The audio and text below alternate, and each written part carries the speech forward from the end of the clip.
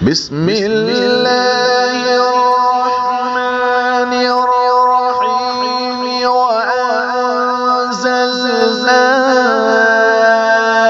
إليك الذكر لتبين للناس ما نزل إليهم ولعلهم يتفكرون.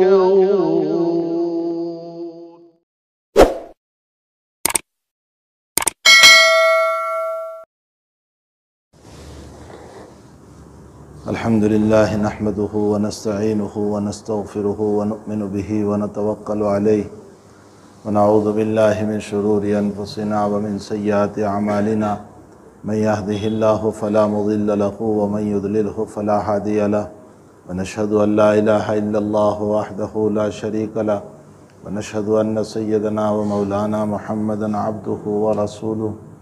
أما بعد، عن عبد الله بن عباس رضي الله تعالى عنهما قال: جاء رجل إلى عبد الله بن عباس وسأل: رجل قليل العمل وقليل الذنوب أعجب إليك ورجل كثير العمل وكثير الذنوب فما تقول؟ قال عبد الله بن عباس رضي الله تعالى عنهما: لا أعدل بالسلامة. بزرگان محترم، معزز بھائیو، دوستو، عزیزو، السلام علیکم ورحمۃ اللہ وبرکاتہ. عبداللہ ابن عباس رضی اللہ تعالیٰ عنہما نبی علیہ السلام کے چچا کے بیٹے ہیں. آپ کے والد صاحب کا نام حضرت عباس ہے.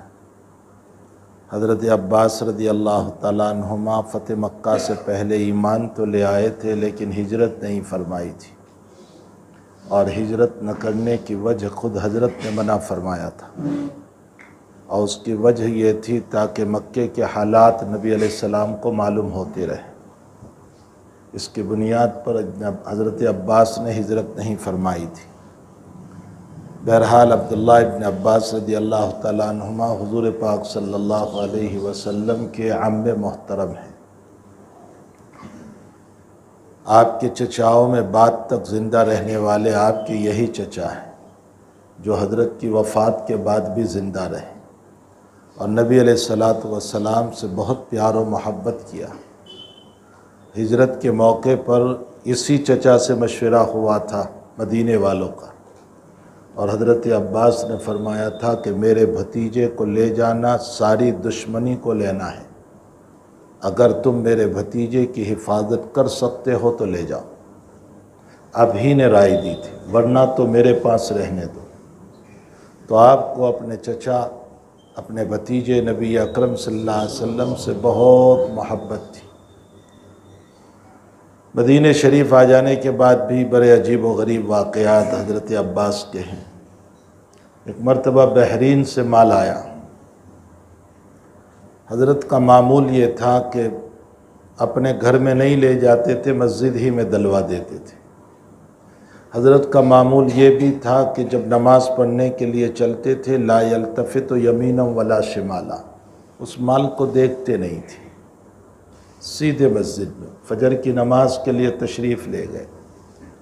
فجر کی نماز کے بعد دیکھا کہ سارے صحابہ اپنے محلے کی مسجد کو چھوڑ کر مسجد نبوی میں آ گئے. تو حضرت مسکرائے اور پوچھا کہ کیا تم لوگوں کو پتہ چل چکا ہے کہ مال آیا ہوا ہے؟ تو حضرات صحابہ بڑے بے تکلف تھے. یہ نہیں فرمایا حضرت زیارت کے لیے آئے، مسافے کے لیے آئے جیسے آج کل تکلف ہے. نہیں، ہم تو آپ کی زیارت کے لیے آئے، آپ کے مسافے کے لیے آئے، پھر مقصد ہوتا ہے. صاف کہہ دیا کہ جی ہم اسی مال کے لیے آئے ہوئے. بہت بے تکلف تھے. ایک صحابی رضی اللہ تعالیٰ عنہ کے باب میں بخاری شریف میں ہے کہ حضرت ان کے مکان پر تشریف لے گئے. سعد بن عبادہ رضی اللہ عنہ ان کے مکان تشریف لے گئے. اب ہوا یہ کہ ان کو غسل باقی ہوگا، لیکن حضرت نے جب جا کر سلام کیا، دروازے پر دستک دی تو کچھ دیر لگی، لیکن بہرحال وہ آ گئے. اس حال میں آئے کہ پانی ٹپک رہا تھا، غسل کر کے آئے ہوئے تھے۔ تو حضرت نے فرمایا لعلک عجلت، شاید ہم نے آپ کو جلدی میں ڈال دیا، یعنی آپ اس وقت غسل کرنے والے نہیں تھے، میری وجہ سے کرنا پڑا۔ تو یہ نہیں فرمایا حضرت آپ آئیں اور میں نہ ہوں، ایسا نہیں، یہ سب تکلفات ہے۔ فرمایا جی آپ نے مجھ کو جلدی میں ڈالا، صاف ستھری بات۔ اس کی وجہ یہ ہے کہ تکلف میں تکلیف ہے، صاف بات کہنے میں مسائل کا حل ہوتا ہے، اور جتنے تکلفاتی باتیں ہوتی ہیں نا اس میں پھر بعد میں پریشانیاں ہوتی ہیں۔ اسی لیے ہمارے اکابر کا بہترین جملہ ہے کہ جب معاملات کرو تو چاہے کوئی کتنا ہی قریبی ہو کروے بن جاؤ۔ بہت پیارا جملہ ہے، جب معاملات کرو تو وہ کتنا ہی قریبی کیوں نہ ہو کروے بن جاؤ، اس لیے کہ معاملات کے موقع پر میٹھے بنو گے تو بعد میں پریشانیاں اٹھانی پڑے گی، لیکن جب معاملات کرتے ہیں تو صاف ستھری بات کرو۔ کروے بننے کا مطلب صاف ستھری بات کرو کہ دیکھو یہ پیسوں کا معاملہ ہے، آپ قرض لے رہے ہیں، آپ تحریر دیجئے مجھے کہ اتنے وقت میں آپ پیسے مجھے واپس کریں گے، وہ چاہے بھائی ہو بہن ہو کوئی بھی رشتہ دار ہو۔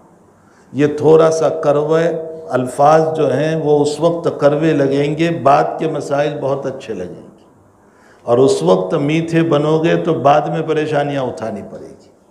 یہ ہیں وہ صحابہ کرام کی زندگی جو بالکل صاف ستھری زندگی تھی۔ حضرت سے کوئی تکلف نہیں تھا۔ فرمایا جی حضرت آپ کی وجہ سے مجھے جلدی کرنا پڑا۔ حضرت نے فرمایا کہ آئندہ جب اس طرح کا مسئلہ پیش آ جائیں اور کسی سے ملنا ہو اور کوئی نماز کا وقت نہ ہو تو اس صورت میں وضو کر کے مل لیا کرو، غسل کی ضرورت نہیں ہے۔ مسئلہ بتا دیا نبی اکرم صلی اللہ علیہ وسلم نے، مسئلہ بتا دیا۔ ابو ہریرہ رضی اللہ تعالیٰ عنہ حضور بازار میں تشریف لے گئے۔ مجھے ایک صاحب نے کہا کہ فلاں صاحب ہے، وہ یوں کہتے ہیں کہ میں تو صوفی ہوں، بازار میں نہیں جاتا۔ میں نے کہا نبی سے بڑھ کر کوئی صوفی نہیں ہو سکتا ہے۔ حضرت بازار بھی تشریف لے گئے ضرورت کے لیے، گھومنے کے لیے نہیں، ضرورت کے لیے، اپنی ضرورت خریدنے کے لیے۔ جب ضرورت کے لیے تشریف لے گئے، ابو ہریرہ فرماتے میں بھی کسی کام سے گیا ہوا تھا اور مجھے غسل کا تقاضا تھا اور میں بلا غسل چلا گیا تھا، نماز کا وقت نہیں ہوگا۔ اب حضرت نے مجھے دیکھ لیا تو میں تھوڑا سا سائٹ ہونے لگا۔ خیر میں چپکے سے نکل گیا، غسل کر کے پھر حضرت کے پاس گیا تو فرمایا ابو ہریرہ تم وہاں بازار میں تھے، کہاں چلے گئے تھے؟ فرمایا حضرت غسل باقی تھا اور میں اس حال میں آپ سے کیسے ملتا؟ فرمایا سبحان اللہ ان المؤمن لا ینجس، بھئی وہ ناپاکی حکمی ناپاکی ہے، تیرا بدن تھوڑا ہی ناپاک تھا، اگر تو مجھے مل لیتا تو۔ امت کو مسئلہ بتا دیا، نبی کی ہر ادا میں مسئلہ ہے، نبی کی ہر کیفیت میں مسئلہ ہے، نبی کی ہر بات میں مسئلہ ہے، نبی کے ہر عمل میں مسئلہ ہے۔ تو بہرحال خیر میں تو یہ کہہ رہا تھا کہ صحابہ بڑے بے تکلف تھے۔ حضرت نے فرمایا کہ شاید تم لوگوں کو مال کا پتہ چل چکا ہے کہ یہ بہت مال بحرین سے آیا۔ فرمایا جی یا رسول اللہ اسی لیے ہم آئے۔ فرمایا میں اس وقت تک یہاں سے نہیں اٹھوں گا جب تک کہ اس کو تقسیم نہ کر دوں۔ اب مال تقسیم ہونے لگا، چچا عباس بھی آ گئے۔ فرمایا یا رسول اللہ بدر کے اندر جب میں پکڑا گیا تھا اور بھتیجا عقیل بھی پکڑا گیا تھا تو آپ نے مجھ سے ڈبل لیا تھا، میرا بھی لیا تھا اور عقیل کا بھی مجھے سے وصول کیا تھا آپ نے، اس لیے کہ چچا عباس کچھ گولڈ چھپا کر کے آئے تھے اور حضرت سے یہ فرمایا یہ میرے پاس کچھ نہیں ہے، میں کیا بدلہ ادا کروں چھڑانے کے لیے؟ تو حضرت نے فرمایا کہ وہ چچی نے جو سونا چھپایا ہے اس کا کیا؟ تو کہا تمہیں کیسے؟ فرمایا میرے اللہ نے مجھ کو بتایا۔ تو آپ نے مجھ سے ڈبل لیا تھا، میرا بھی اور عقیل کا بھی، تو مجھے اس میں سے ڈبل چاہیے۔ قربان جائیے رسول اللہ صلی اللہ علیہ وسلم پر۔ حضرت نے فرمایا بھر لو جتنا چاہیں۔ وہ کپڑے تھے، کچھ اور چیزیں تھیں، فرمایا بھر لو جتنا چاہیں۔ اب انہوں نے چادر بچھائی اور چادر بچھا کر خوب بھرا۔ اب اٹھانے لگے تو اٹھایا نہیں جا رہا ہے۔ حضرت سے فرمایا کہ کسی کو کہیے کہ اٹھا دے۔ فرمایا کہ جس کی ضرورت ہو وہی اٹھائے، کوئی اٹھائے گا نہیں، آپ اٹھاؤ۔ تھوڑا کم کیا، پھر اٹھانے لگے، 3 مرتبہ کم کیا تب جا کر اٹھا پائے، وہ بھی سر تک نہیں لے جا سکے، پیچھے لٹکا کر لے گئے۔ روایت میں ہے فَأَشْرَفَ رسول اللہ صلی اللہ علیہ وسلم حتیٰ غاب عن عینہ، حضرت یوں دیکھتے رہے۔ اشراف کا معنی ہوتا ہے یوں دیکھنا۔ حضرت اس طرح دیکھتے رہے جب تک کہ وہ آنکھوں سے غائب نہ ہو گئے، بحرص لابن عباس، عباس کی لالچ کو دیکھتے ہو کہ انسان کیسا حریص ہے، کیسا لالچی ہے، کہ بھئی جو ہے میں نے کہا کہ بھر لو تو بس بھرنے ہی لگ گئے سارا۔ انسان کے حرص بڑی عجیب ہے۔ نبی علیہ السلام فرماتے ہیں لو کان لابن آدم وادیا لذهب وادیان من ذهب، فرمایا آدم کی اولاد کے پاس اگر ایک وادی بھر کے سونا ہو تو یہ دوسرے کی تمنا کرے گا، اور 2 ہو تو تیسرے کی تمنا کرے گا، 1 دکان ہو تو 2 ہو جائیں، اور 2 ہو تو 3 ہو جائیں، 3 ہو تو 4 ہو جائیں۔ حضور فرماتے ہیں کہ اس کی آنکھوں کی بھوک تو قبر کی مٹی ہی بھرے گی، اس کے علاوہ اس کی بھوک نہیں جا سکتی ہے، یہ بڑھتی ہی رہتی ہے۔ حضرت نے فرمایا کہ جیسے جیسے بڑھاپا آتا ہے 2 چیزوں کی لالچ بڑھتی جاتی ہے، حب المال و حب الحیات، لمبی زندگی مجھے مل جائے اور مال کی محبت بڑھاپے میں اور بڑھتی جاتی ہے۔ تو یہاں محدثین نے ایک سوال کیا ہے کہ لو کان لابن آدم وادیا من ذہب، وادی بولتے ہیں جہاں پانی بہتا ہے، جہاں پانی بہتا ہے، یہ علماء جانتے ہیں کہ وادی اس کو کہا جاتا ہے جہاں پانی بہتا ہے۔ تو سونا وادی میں نہیں رکھا جاتا، سونا تو الماریوں میں رکھا جاتا ہے، تجوریوں میں رکھا جاتا ہے، حضرت وادی کیوں فرما رہے ہیں؟ حکیم الامت حضرت اقدس تھانوی رحمۃ اللہ علیہ فرماتے ہیں کہ حضرت نے وادی کا لفظ بول کر اشارہ فرمایا کہ جیسے وادی میں پانی بہتا ہے، اسی طرح مسلمان کے پاس بہنے والا خزانہ ہوگا تو بھی آنکھیں نہیں بھرے گی۔ بہنے والا یعنی بے شمار انکم کے ذرائع ہیں، بے شمار سورسز ہیں، یہاں سے بھی آ رہا ہے، یہاں سے بھی آ رہا ہے، یہاں سے بھی آ رہا ہے، چاروں طرف سے آ رہا ہے، بیٹا بھی بھیج رہا ہے، بیٹی بھی بھیج رہی ہے، دکان بھی چل رہی ہے، کاروبار بھی ہو رہا ہے، رینٹ بھی آ رہا ہے، کرایہ بھی آ رہا ہے، سب کچھ ہو رہا ہے، اس کے باوجود اس کی تمنا پوری نہیں ہوتی۔ حضرت نے یہ سمجھانے کے لیے وادی کا لفظ بولا کہ بہنے والا خزانہ ہوتا ہے تو بھی انسان کا جی کبھی نہیں بھرتا، بس یہ مزید مزید مزید کے ہی چکر میں رہا کرتا ہے۔ تو خیر میں یہ کہہ رہا تھا کہ حضرت عباس رضی اللہ تعالیٰ عنہ کے بہت سارے واقعات ہیں۔ ان کے یہ بیٹے ہیں عبداللہ ابن عباس رضی اللہ تعالیٰ عنہ، نبی اکرم صلی اللہ علیہ وسلم کی صحبت پائی۔ حضرت کا جب انتقال ہوا تو آپ کی عمر گرامی 13 سال کی تھی، ابن عباس کی عمر 13 سال کی تھی۔ فتح مکہ کے موقع پر حضرت عباس والد محترم کے ساتھ یہ مدینہ تشریف لائے۔ مدینہ آنے کے بعد حضرت ابن عباس کی خالہ میمونہ رضی اللہ تعالیٰ عنہ زوج محترمہ ہے نبی اکرم صلی اللہ علیہ وسلم، ہم سب کی ماں ہیں۔ تو حضرت عباس نے فرمایا کہ بیٹے آج حضور کی رات اور نائٹ جو ہیں وہ خالہ کے وہاں ہیں، تو جاؤ تم آج خالہ کے وہاں سو جاؤ اور رات کے نبی کے اعمال دیکھو۔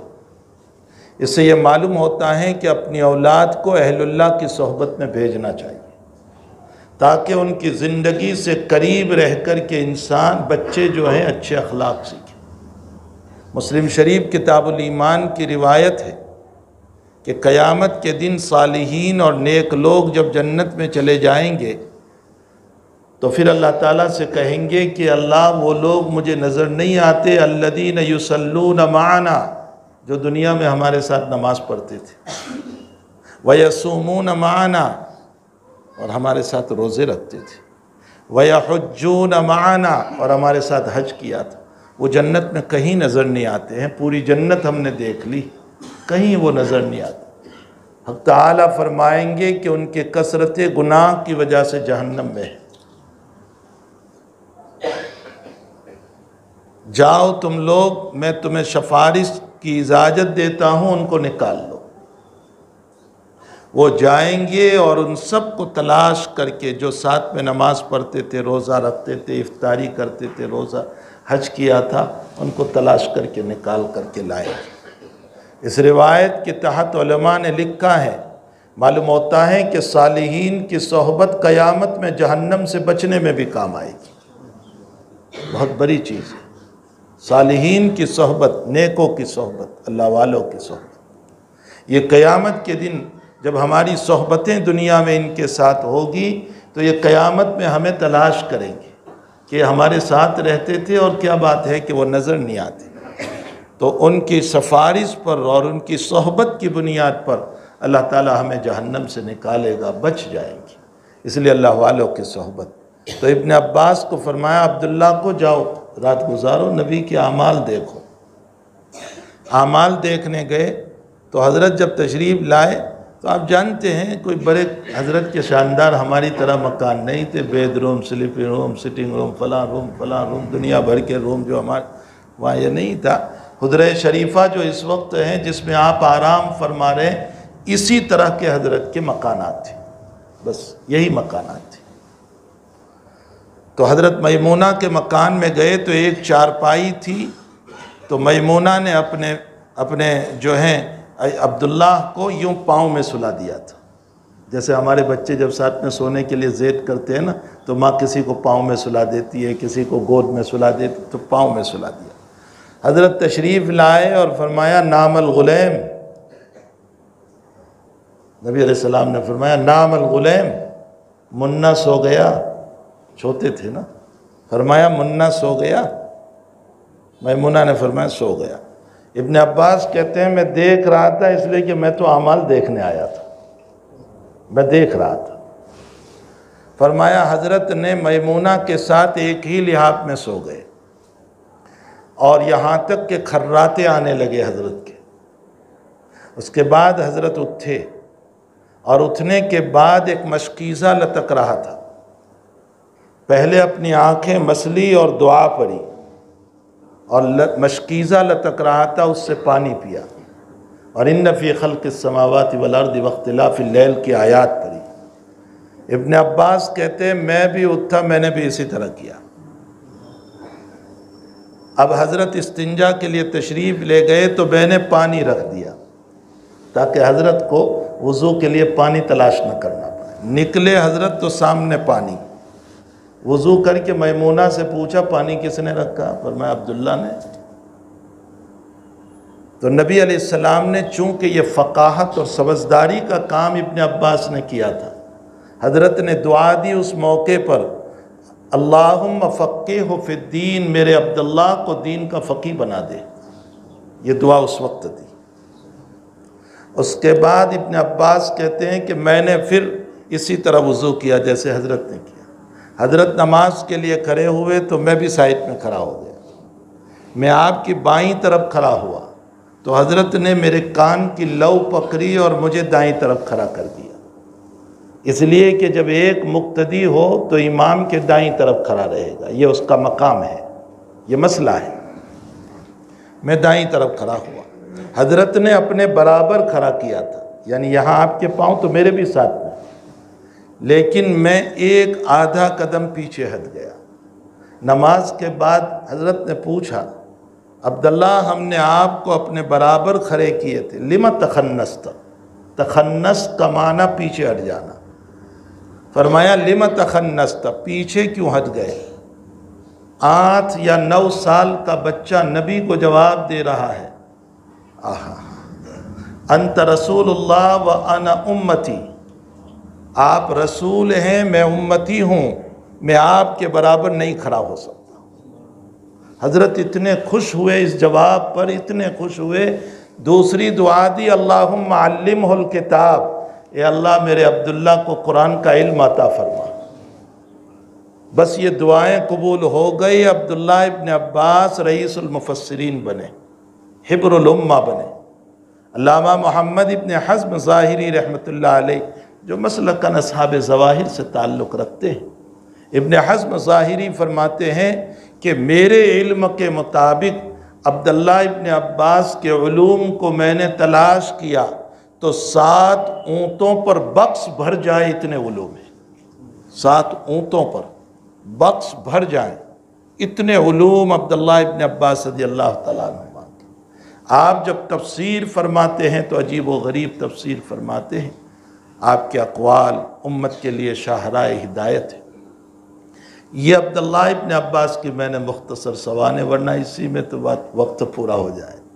ابن عباس کے متعلق میں نے ایک بات پڑھی کہ ایک صاحب آئے اور انہوں نے سوال کیا کہ حضرت ایک آدمی کے اعمال کم ہیں، قلیل الاعمال، فرائض پڑھ لیتا ہے، 5 وقت کے فرائض پڑھ لیتا ہے، اس کے ساتھ سنتیں پڑھ لیتا ہے، رمضان کے روزے رکھ لیتا ہے، بس۔ تو قلیل الاعمال بہت کم، لیکن قلیل الذنوب، گناہ بھی بہت تھوڑے، گناہ نہیں کرتا وہ۔ یہ آدمی بہتر ہے آپ کے نزدیک، یا ایک آدمی بہت عبادت کرتا ہے، تہجد بھی ہے، اشراق بھی ہے، چاش بھی ہے، اوابین بھی ہے، سب ڈھیر سارے، لیکن کثیر الذنوب، گناہ بھی بہت ہے، بہت گناہ کرتا ہے؟ تو ان دونوں میں حضرت آپ کے وہاں بہتر کون ہے؟ حضرت نے فرمایا لا عادلو، مجھے بس یہی 1-2 باتیں کہنا ہے، لا عادلو بالسلامہ، جو آدمی گناہوں سے بچتا ہے اس سے بہتر میں کسی کو نہیں جانتا۔ معلوم یہ ہوتا ہے کہ بہت عبادتیں نہ کرو، کوئی حرج نہیں، لیکن گناہوں سے بچاؤ، بس یہ ہے میری بات کا خلاصہ۔ اپنے آپ کو گناہوں سے بچاؤ۔ اگر تم نے اشراق نہیں پڑھی، اللہ نہیں پوچھے گا کیوں نہیں پڑھی، لیکن غیبت کی ہے تو خدائے پاک کی قسم وہ پوچھے گا کہ کیوں کی تو۔ اگر میں نے چاش اور اوابین نہیں پڑھی، وہ نہیں پوچھے گا کہ تو نے کیوں نہیں پڑھی تھی۔ یہ تو ثواب کی کمی کو پورا کرنے کے لیے ہے، پڑھیں بہت اچھا ہے، لیکن معاصی پر پوچھ ہوگی، اور پوچھنے والا بھی وہ ہوگا جس کے سامنے نبی نہیں بول پائے گا۔ میں اور آپ کی کوئی حیثیت نہیں، جہاں نبی تھرا رہے ہوں گے، منہ نہیں دکھا پائیں گے اپنے اللہ کو، جہاں بڑے بڑے لوگ کانپ رہے ہوں گے، وہاں مجھے اور آپ کو جواب دینا ہے۔ آج کل عموماً مجاز امت کا یہ بن چکا ہے کہ کسی سے بیعت بھی ہوتے ہیں، کسی کے ساتھ رہتے بھی ہیں، وظائف بتا دیجئے ہمیں، وظیفہ بتا دیجئے، کیا پڑھیں ہم، کیا پڑھیں ہم؟ ارے بھائی کوئی وظیفہ نہ پڑھو، لیکن گناہ چھوڑ دو، سب سے بڑا وظیفہ ہے، گناہ نہ کرو۔ حکیم الامت حضرت اقدس تھانوی رحمۃ اللہ علیہ فرمایا کرتے تھے، میں وظائف کم دیتا ہوں، گناہ چھڑوانے کا علاج بہت دیتا ہوں۔ گناہ چھوڑو، اللہ بھی قرآن میں کہتا ہے وَذَرُوا ظَاهِرَ الْإِثْمِ وَبَاطِنَا، ظاہری گناہ کو بھی چھوڑو، باطنی گناہ کو بھی چھوڑو۔ سارے ظاہر کا معنی تو جو ہم جانتے، باطن کا معنی حسد ہے، بغض ہے، نفرت ہے، کینہ ہے، حسد ہے، یہ سب باطنی گناہ ہے۔ اس سے تم اپنے آپ کو بچاؤ، اپنے قلب کو صاف ستھرا رکھو۔ مشکات شریف کی روایت ہے، حضرت انس رضی اللہ تعالیٰ عنہ کو حضور نے فرمایا یا انس یا بنیہ، او میرے بیٹے، ان استطاعت ان تفعل، میرے بیٹے اگر تو کر سکتا ہے تو تو کر، ان تمسی و تصبح ولیس فی قلبک غش، تیری صبح اور شام ایسی گزرے کہ تیرے دل میں کسی کے باب میں کینہ نہ ہو۔ آگے حضرت فرماتے ہیں وَهَذَا سنتی، یہ میری سنت ہے۔ تو ساری زندگی سنت ہے آپ کی، اسی کو اسپیشل سنت کیوں کہہ رہے ہیں آپ؟ اس کا جواب یہ ہے کہ یہ وہ سنت ہے جس پر اللہ جنت کا فیصلہ کرنے والا ہے۔ وَلَيْسَ فِي قَلْبِكَ غِشٌّ، سنتے سنتے سن اتنے ہو چکے ہیں کہ چاہے کتنی حدیثیں اور قرآن کی آیات آ جائیں، ہم حسد بھی نہیں چھوڑیں گے، ہم بغض بھی نہیں چھوڑیں گے، ہم عداوت بھی نہیں چھوڑیں گے، ہم کینہ بھی نہیں چھوڑیں گے۔ امت اتنے حالات کے باوجود کہ چاروں طرف سے ظلم ہے، بربریت ہے، مار ہے، انتہائی درجہ ایمان لینے کے مسائل ہو رہے ہیں، مسلم پرسن اللہ ختم کر دیا گیا اور ایمان اب اخیر میں رہ گیا ہے، اس کے بھی لالے پر رہیں، اور ایسے وقت میں بھی ہماری جو روش ہے وہ وہی ہے، اس میں کوئی تبدیلی نہیں۔ جو بے نمازی ہے وہ آج بے نمازی ہے، جو جھوٹ بولتا ہے وہ آج بھی جھوٹ بولتا ہے، جو کسی کا ناحق مال کھا رہا ہے وہ آج بھی کھا رہا ہے، جو گندی زندگی گزار رہا ہے وہ آج بھی گزار رہا ہے۔ کوئی تبدیلی ہم میں نہیں آئی۔ کیا ہماری تبدیلی تب آئے گی جب ہمارا عذاب ہمارے پاس آ چکا ہوگا اور ہمارے سروں پر آ چکا ہوگا؟ کیا ہم تبدیلی اس وقت کریں گے؟ اس وقت کی تبدیلی کوئی فائدہ نہیں دے گی، کوئی فائدہ نہیں دے گی۔ اور یاد رکھو، بہت سی مرتبہ شیطان یہ خیال ڈالتا ہے، کیا خیال؟ کہ تو گناہ کر رہا ہے، ماشاءاللہ پھر بھی تیری عزت میں کیا کمی آئی یار، تو گناہ کر رہا ہے ماشاءاللہ، دکان تو بہت چل رہی ہے، کیا کچھ نہیں ہوتا ہے، خواہ مخواہ کے لیے یہ تو سب مولوی لوگ چلاتے رہتے ہیں، تو گناہ کر رہا ہے پھر بھی ماشاءاللہ بہت اچھا ہے، کیا بیماری ہے تجھے؟ کچھ نہیں ہے، ارے تو کرتا رہے۔ یہ شیطان خیالات ڈالتا ہے۔ یاد رکھو، صرف معاصی کے نتیجے میں عزت کا جانا یا مال کا چلا جانا یا کاروبار کا بند ہو جانا یا بیماری کا آ جانا، صرف یہی اللہ کی طرف سے پکڑ نہیں ہے۔ موسیٰ علیہ السلام کے زمانے میں اسی طرح ایک آدمی نے حضرت موسیٰ سے فرمایا کہ موسیٰ تو کہتا ہے کہ گناہ کرنے سے یہ ہوتا ہے وہ ہوتا ہے، عزت جاتی ہے، مال چلا جاتا ہے، برکتیں ختم ہو جاتی ہے، کچھ نہیں ہے، میرا تو مال بھی بڑھ رہا ہے، میری تو عزت میں بھی کوئی فرق نہیں پڑا۔ حضرت موسیٰ نے رب کریم سے جا کر کے فرمایا، موسیٰ کلیم تھے نا، موسیٰ علیہ السلام کلیم تھے، اللہ سے بہت باتیں کرتے تھے، بہت باتیں۔ ما تلک بیمینک یا موسیٰ، اتنا ہی سوال تھا، ہاتھ میں کیا ہے؟ جواب دندہ۔ لیکن اتوکل علیہ واعوذ بہ، محبت میں بڑھاتے ہی چلے گئے۔ جا رہے تھے اللہ کے پاس، ابلیس مل گیا مردود، کہنے لگا اب میں مردود تو ہو ہی چکا ہوں، راندہ درگاہ ہو چکا ہوں، اتنے سالوں سے بھٹک رہا ہوں، اب رب کو کہے کہ مجھے معاف کرے۔ موسیٰ نے جا کر کہا کہ رب کریم وہ کہہ رہا ہے کہ اب میں مردود تو ویسے بھی ذلتیاں تو میری ہو چکی، اب مجھے کوئی معافی کی شکل۔ فرمایا کہ اللہ نے موسیٰ سے کہ کہہ دو اسے کہ ہم نے جو کہا تھا کہ سجدہ کر لے آدم کو، وہ آج بھی کرے، اس کی قبر پر جا کر میں اسے معاف کر دوں گا، ہم نے جو کہا ہے پورا کر لے۔ جب موسیٰ علیہ السلام نے آ کر بتایا کہ اللہ نے یہ کہا، تو ابلیس کا متکبرانہ جواب سنو۔ اس نے کہا کہ زندے آدم کو سجدہ نہیں کیا تو مرے ہوئے کو کیسے کروں گا، یہ نہیں ہو سکتا۔ اسی لیے علماء نے لکھا ہے کہ آدم اور انسان کی فضیلت علم کی بنیاد پر نہیں، تواضع کی بنیاد پر ہے۔ آدم جب اترے تھے تو یہ پڑھتے ہوئے اترے تھے، ظلمنا انفسنا وان لم تغفر لنا، تواضع تھا۔ اور یہ اترا تو یوں کرتا ہوا اترا، تکبر، اس طرح اترا تھا، اور تکبر اللہ کو بالکل پسند نہیں۔ تو موسیٰ علیہ السلام نے رب کریم سے فرمایا کہ وہ تیرا بندہ جو ہے گناہ کر کے دندناتا پھر رہا ہے، نہ دولت کم نہ عزت کم، کچھ نہیں ہے، لوگوں کو غلط سبق مل رہا ہے، اللہ تو نے اس سے کچھ لیا ہی نہیں۔ اللہ نے فرمایا میں نے لیا ہے، اسے احساس نہیں۔ فرمایا کیا لیا تو نے؟ فرمایا میں نے عبادتوں کی لذت ختم کر دی اس کی، اور دعاؤں کی لذت ختم کر دی ہے اس کی۔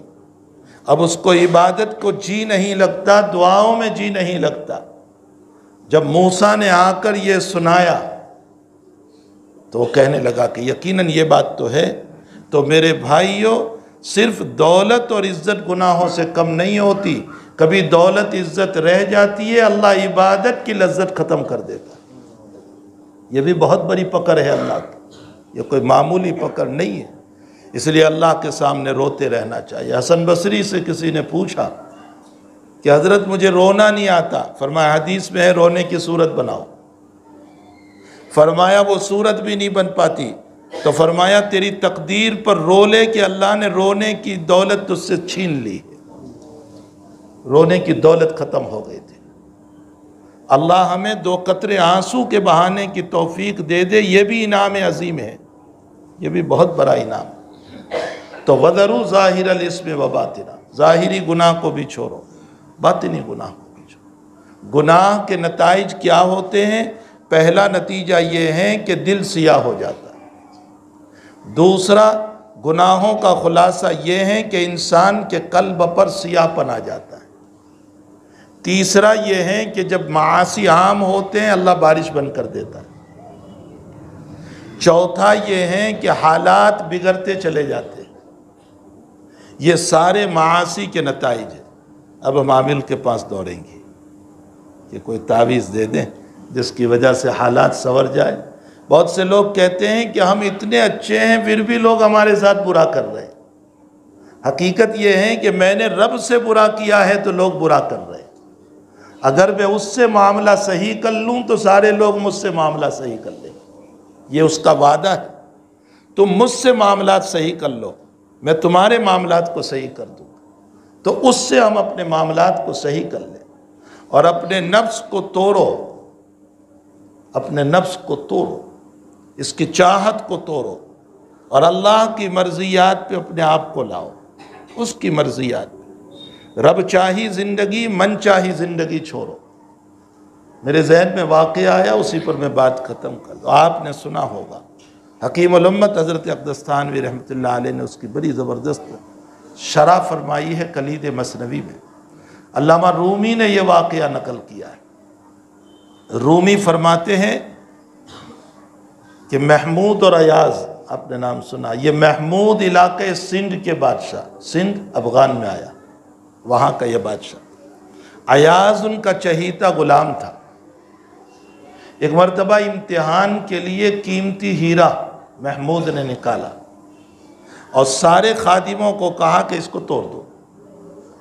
سارے کہنے لگے کہ اتنا قیمتی ہیرا بادشاہ نہیں توڑا جا رہا ہے، بہت قیمتی ہے، یہ تو بہت قیمتی پتھر ہے۔ ایاز کو کہا تو توڑ دے اس کو۔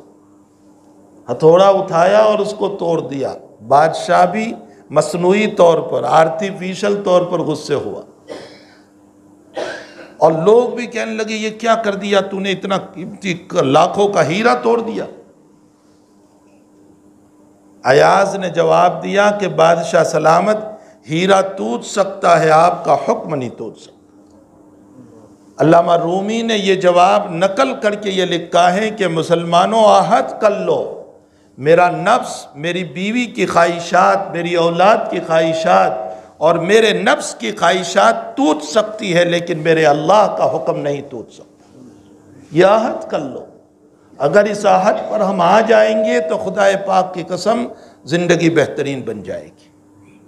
پھر وہ زندگی بنے گی کہ ساری دنیا پیچھے رو رہی ہوگی اور ہم مسکراتے ہوئے اللہ کے پاس جا رہے ہوں گے۔ وہ خوبصورت زندگی بن جائے گی۔ اپنے نفس کو توڑو، اپنے اہل و عیال کی خواہشات کی باتوں کو توڑو اور رب کے حکم کو مان لو، اس لیے کہ رب کے حکم کے ماننے پر وہ خوش ہوتا ہے۔ رومی تو عجیب و غریب مثال دیتے، فرمایا آج کل جو ہمارا ایمان ہے نا، اس کی مثال بہت پیاری دی، ہماری سمجھ میں بھی آ جاتی۔ فرمایا گیہوں کا کھیت ہے، جواری کا کھیت ہے، اور اس جواری کے کھیت کے اندر ہم کیا کرتے ہیں؟ ہم بیچ میں ایک اسٹیچیو لگاتے، کپڑے ملے نا، اسٹیچیو لگاتے۔ وہ کیوں لگاتے ہیں؟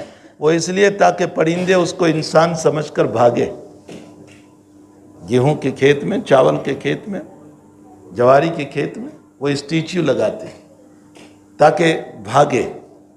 لیکن اگر پرندوں کو پتہ چل گیا کہ اس کی کوئی حقیقت نہیں ہے تو اس اسٹیچیو کے سر پر بیٹھ کر کھائیں گے، اس لیے کہ اس کی کوئی حقیقت ہی نہیں ہے، وہ تو بناوٹی ہے۔ فرمایا ٹھیک اسی طرح علامہ رومی فرماتے ہیں کہ ہمارا ایمان آرٹیفیشل ہے، کوئی حقیقت ہے ہی نہیں، لیکن کم سے کم آرٹیفیشل ایمان پر بھی یہ لوگ ڈر رہے ہیں کہ یہ بد دعا کرے گا تو میں ہلاک ہو جاؤں گا۔ اگر ہمارے اندر کے ایمان کا پتہ چل جائے تو وہ ہمارے سر پر بیٹھ کر پیشاب کریں گے کہ تمہارے ایمان کی کوئی حقیقت نہیں، تمہارا ایمان چنے کے بھاؤ کا بھی نہیں ہو سکتا، اس لیے کہ اندر میں تم کھوکھلے ہو چکے ہو۔ تمہارا ایمان وہ ہیں جو چند کوڑیوں کے خاطر تم بیچ دیتے ہو. یہ ہماری حقیقت ہے.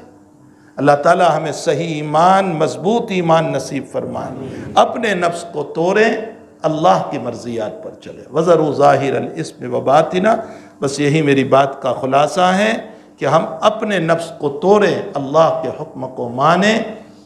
عبادت زیادہ نہیں ہوتی ہے، فرائض کے علاوہ نہ کرو، لیکن گناہ سے بچو. بس گناہ سے بچو. اگر گناہ سے بچو گے تو اس صورت میں ہم کامیاب. حضرت تھانوی فرماتے لوگ مجھ سے بیعت ہونے آتے، میں پوچھتا ہوں صوفی بننے آئے یا انسان بننے آئے؟ فرمایا صوفی بننا ہو تو کسی کے پاس جاؤ، میں تو انسان بناتا ہوں. فرمایا انسان کیسا ہوتا ہے؟ فرمایا انسان وہ ہیں جو لوگوں کے حق کو بھی ادا کریں اور اللہ کے حق کو بھی ادا کریں، اس کو انسان کہتے ہیں. وظائف تو بڑے کھینچ رہے ہیں، تہجد گزار بھی ہے، اشراق بھی ہے، چاش بھی ہے، اوابین بھی ہے، بہت کچھ ہے، لیکن بہن کی میراث نہیں دی، بھائی کا حق نہیں دیا، قرض لیا تھا واپس نہیں کیا. یہ سب حقوق ہیں. میری تہجد نہیں بچا سکتی، نہیں بچا سکتی، نہیں بچا سکتی خدائے پاک کی قسم. کیوں؟ اس لیے کہ یہ حق العبد ہے جو نہیں بچا سکتی. اس لیے اگر وظائف کم ہو کوئی حرج نہیں، لیکن گناہ سے اپنے آپ کو بچاؤ. یہ سب سے بڑا وظیفہ ہے. ہمارا حال یہ ہے کہ زہر بھی پی رہے ہیں اور ٹونک بھی کھا رہے ہیں، تو کبھی ٹونک اثر نہیں کرے گا. یہ وظائف ٹونک ہے اور گناہ زہر ہے، تو کبھی ٹونک اثر نہیں کرے گا. ہمارا کام یہ ہونا چاہیے کوئی ٹونک نہ پیو، لیکن زہر چھوڑ دو، حفاظت ہو جائے گی. گناہ چھوڑ دو. اللہ ہم سب کو نصیب فرمائے. وصلی اللہ علی النبی الکریم برحمتک یا ارحم